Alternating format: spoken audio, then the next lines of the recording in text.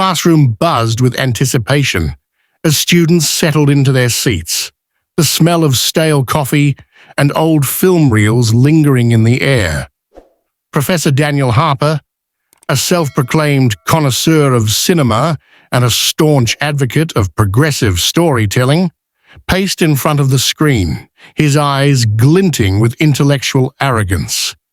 Today, we dissect the outdated regressive tropes of old Hollywood, he announced, pausing dramatically, and what better example than Clint Eastwood? A few students chuckled, nodding in agreement. But in the back of the room, Ethan Reynolds, a quiet but fiercely knowledgeable film student, felt his stomach tighten. Eastwood wasn't just an actor to him. He was a symbol of grit, integrity, and storytelling that transcended politics. As Harper smirked and loaded a clip from Unforgiven, Ethan knew this wasn't going to be a lesson. It was going to be an ambush. But what the professor didn't realize was that he was about to step into a debate he wasn't prepared for. Before we get into today's story, let us know where you're watching from in the comments. Now, let's get started. The dim lighting of the lecture hall cast long shadows against the walls, the faint hum of the projector filling the space as the screen flickered to life.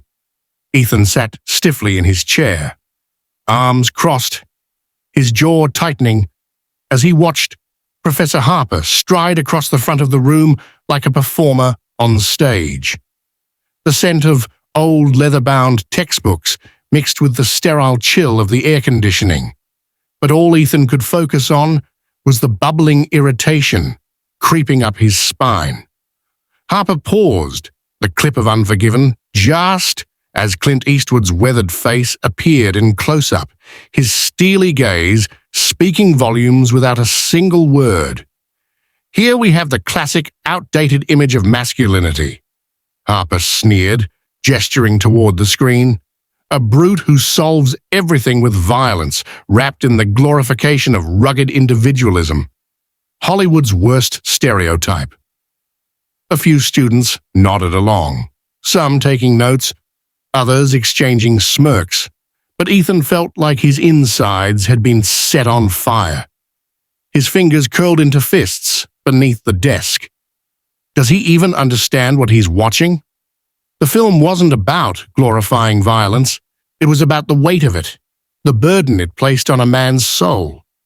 Ethan swallowed hard, his throat dry. He wanted to speak up, but he hesitated. Would they even listen? Harper had made his disdain for old Hollywood clear before, dismissing classic films as relics of an ignorant past. What if they just laugh? What if I sound like some out-of-touch fanboy? The screen froze on Eastwood's haunted expression, and Harper turned back to the class, arms folded. So tell me, why do people still romanticize this kind of character? What does that say about our society?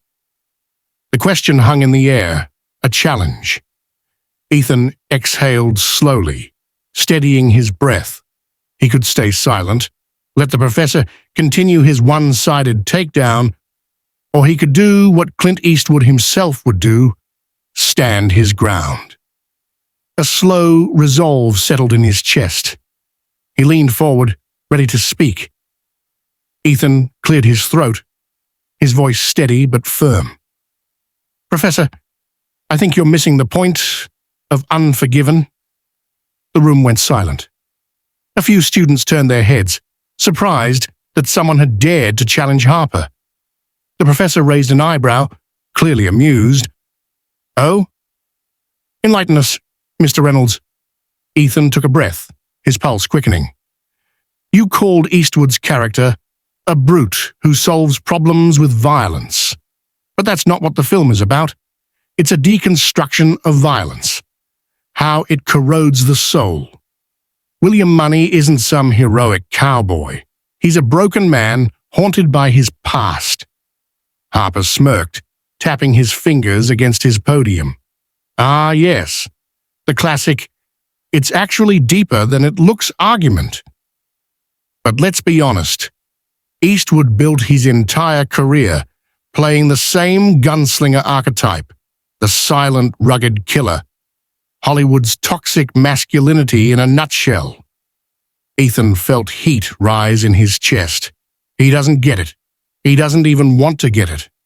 He shook his head, forcing himself to stay composed. But that's why Unforgiven is important. It takes that archetype and breaks it down.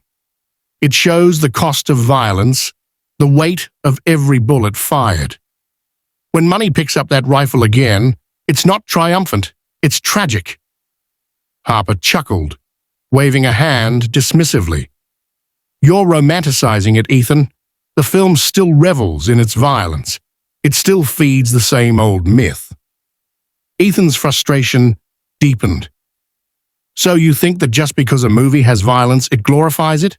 That's like saying Schindler's List glorifies the Holocaust just because it depicts it.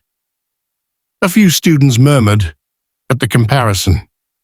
Harper's smile faltered for a split second before he crossed his arms.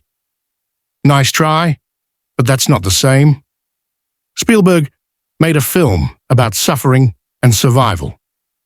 Eastwood made a film about a killer who gets away with it. Ethan couldn't believe what he was hearing. He leaned forward, voice tight with disbelief. Did you even watch the ending? Money doesn't ride off into the sunset a hero. He disappears into the darkness, condemned by his own actions. The movie isn't about celebrating him. It's about exposing what violence does to a person.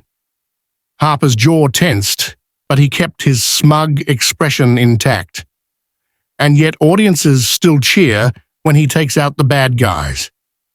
That's the problem, Ethan. Films like this reinforce outdated ideals. And frankly, I don't expect a young film student to fully grasp that. A hush fell over the room. Ethan's stomach twisted. There it was. The condescension. The arrogance. Harper wasn't here for discussion. He was here to preach. For a moment, doubt crept in. Maybe it wasn't worth it. Maybe he should just nod along and let Harper have his monologue. But then he glanced at the frozen image of Eastwood on the screen. Those tired, heavy eyes that had seen too much. Number he wasn't backing down. Not now. Ethan sat up straighter, meeting Harper's gaze. Then maybe the problem isn't the movie, he said evenly. Maybe the problem is how you're choosing to see it. A tense silence gripped the room. Harper's smirk remained, but there was a flicker of irritation behind his eyes. Ethan had struck a nerve. The professor exhaled slowly, straightening his posture as he addressed the class. Well, Mr. Reynolds, Harper said, voice dripping with condescension. Since you seem so eager to defend Eastwood's artistry, why don't you explain to the class why his films remain so beloved despite their outdated, regressive messaging? Ethan felt the weight of every pair of eyes on him. His fingers twitched against the desk, and his heartbeat thundered in his ears. Part of him wanted to shrink back, to let Harper have the last word. But another part, stronger, louder, refused to let this moment slip away. He took a breath. Because his films tell stories that feel real, Ethan said. They don't talk down to the audience. They don't force some moral lesson down your throat. They show people at their worst and at their best.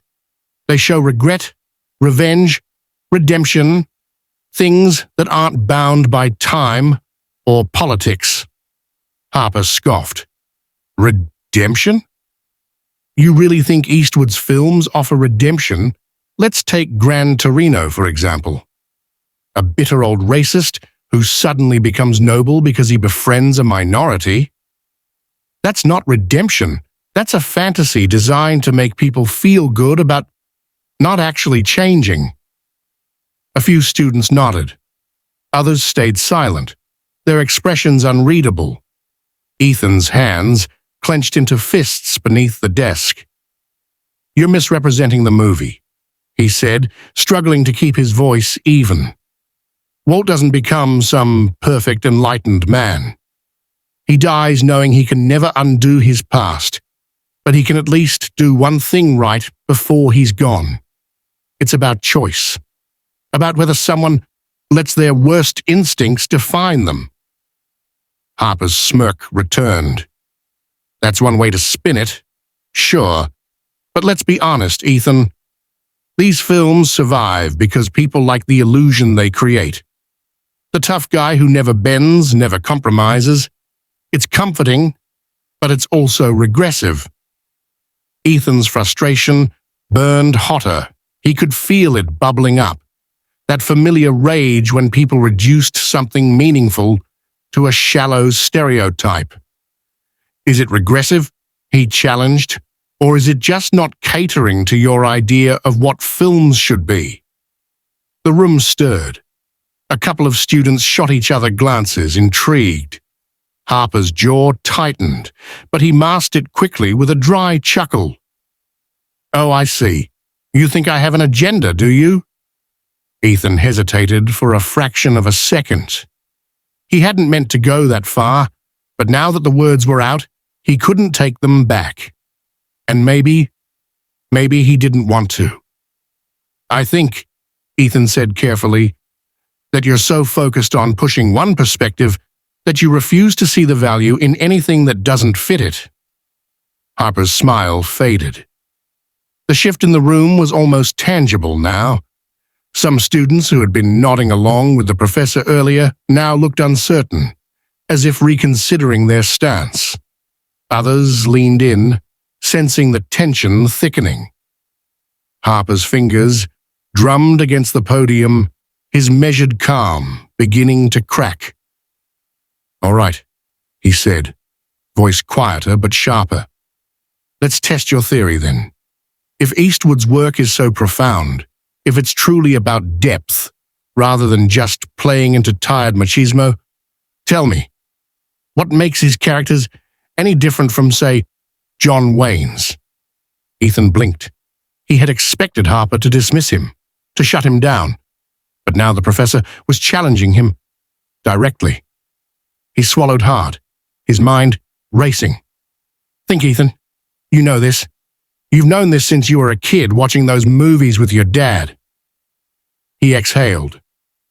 "John Wayne's characters were mythic," Ethan said slowly. "They were invincible. They walked into a fight, knowing they'd win. They never changed, never doubted themselves. But Eastwood's characters, they bleed, they make mistakes, they suffer."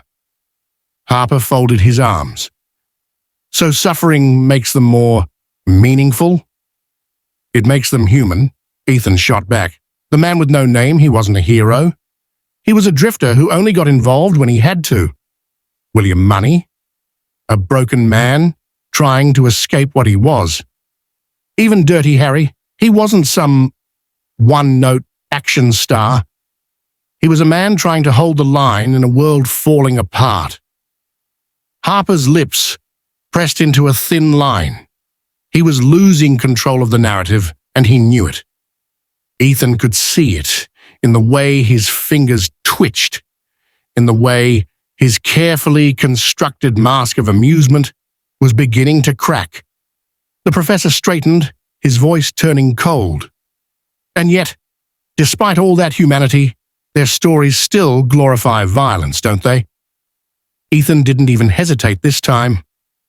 "No," he said firmly. "They show the consequences of violence." The words hung in the air, heavy and undeniable. For the first time since the debate began, Harper had no immediate retort. The class was no longer just watching a professor schooling a student. It was watching something shift, something unravel. Ethan felt it too. The balance of power was changing. And Harper, for all his arrogance, for all his certainty, he suddenly looked unsure. The classroom was deathly silent. The tension between Ethan and Professor Harper felt like a taut rope, seconds away from snapping. Harper, who had dominated the room with his intellectual bravado, now seemed rattled, his composed facade beginning to crack. Ethan could feel the weight of the moment pressing down on him. His heart pounded, his breath was shallow, but something inside him had shifted. He wasn't just a student arguing with the professor anymore. He was standing his ground, exposing the cracks in Harper's carefully curated authority. Harper inhaled sharply, forcing a smirk back onto his face. "Fine," he said, tilting his head. "If Eastwood's films are so profound, then tell me, Mr. Reynolds, what exactly does he offer that modern cinema lacks?" Ethan didn't hesitate. "Honesty." Harper blinked. Ethan leaned forward, voice steady, words carrying more weight than ever before. "His films don't pander. They don't bend over backward to fit a pre-approved message. They trust the audience to think for themselves. They show ugly truths, messy characters, moral dilemmas that don't come with easy answers. You say his movies glorify violence. Number, they show what it does to people. You say his heroes are outdated. Number, they reflect a kind of resilience people wish they had." Harper opened his mouth to respond, but Ethan wasn't finished. "And you know the irony? You talk about Eastwood like he's just some old relic from a different time, but the truth is, you don't actually watch his movies, do you?" The room collectively inhaled. Harper's smirk vanished. Ethan saw it, the flicker of panic in Harper's eyes. He had been so confident, so dismissive, but now he looked exposed. Ethan pressed forward. "You've reduced his work to a talking point, an easy target. You call his films regressive, but if you actually watched them, if you really studied them instead of cherry-picking parts to fit your narrative, you'd realize they're not about glorifying the past. They're about reckoning with it." Harper's lips parted slightly, as if scrambling for a response. Nothing came. The realization hit Ethan like a lightning strike. He doesn't have an answer. For the first time, the professor, who prided himself on having a counter for everything, was silent. Not because he was formulating a sharper argument, not because he was about to turn the tables, because he couldn't, because Ethan was right. The students around them sensed it too.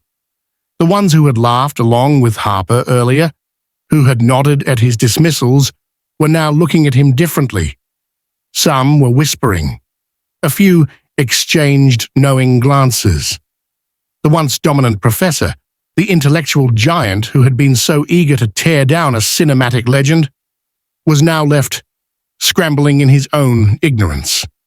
Ethan exhaled, his heartbeat still rapid, but his mind clearer than ever. He hadn't just won an argument, he had exposed something bigger, something undeniable. Harper had never debated Clint Eastwood's films, he had dismissed them, without ever truly understanding them. A heavy silence hung over the room, thick with the weight of unspoken truths. Professor Harper's face remained frozen. His usual confidence, his intellectual armor, had been stripped away in front of an audience he had controlled for years. Ethan sat back in his chair, his adrenaline still surging, but his mind clearer than ever. He had come into this class expecting another lecture filled with condescension, another dismissal of the filmmakers he admired. But now he had seen something he never thought possible. The class had shifted.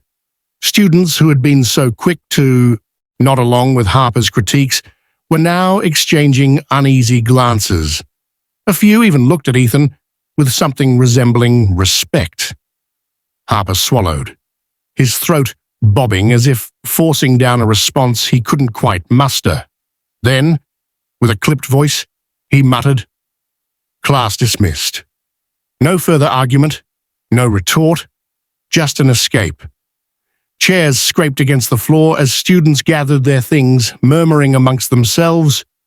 Ethan remained seated for a moment, watching Harper retreat to his desk, eyes fixed on his notes as if hoping they might save him. They wouldn't. "Dude!" A voice broke through the background noise. Ethan turned to see a classmate, Jordan, standing beside him, shaking his head in disbelief. That was insane. Ethan let out a breath, finally feeling the tension in his shoulders loosen. "I didn't plan on all that happening," he admitted. "Yeah, well, it did." Jordan chuckled, glancing toward the professor. "And you actually shut him up? I've never seen him like that before." Ethan looked toward Harper again, expecting anger, but instead, the professor just looked deflated. It was strange. For all his arrogance, Harper had built his authority on always having an answer, on being the smartest person in the room. And yet, when confronted with real knowledge, when someone had finally called him out, he had nothing. As Ethan slung his backpack over his shoulder and stood, another voice stopped him. "You actually believe all that?" Ethan turned to see a girl from the class, Maya. She wasn't sneering, wasn't mocking him. Her question was genuine. "Yeah," he said simply.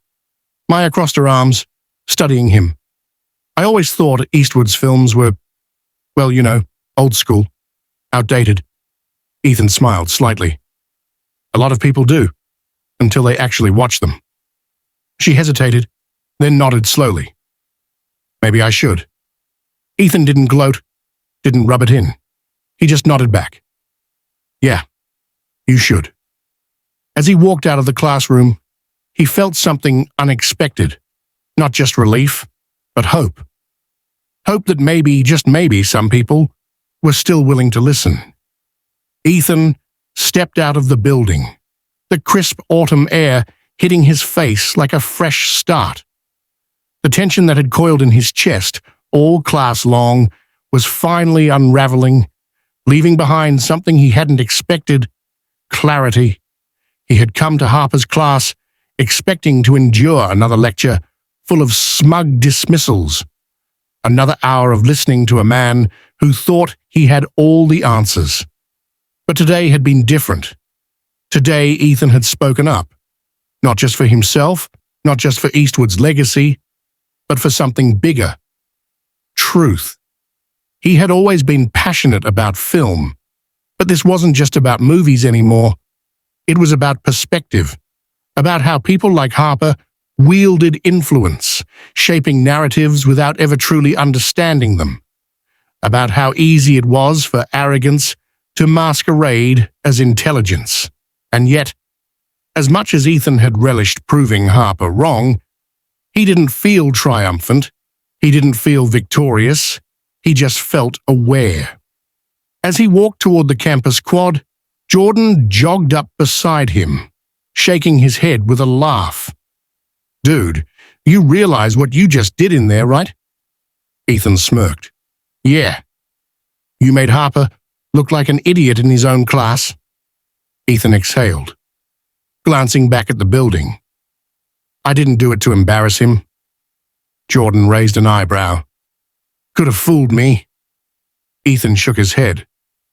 "I just wanted him to see, to actually think, before dismissing something he doesn't understand." Jordan considered that for a moment, then nodded.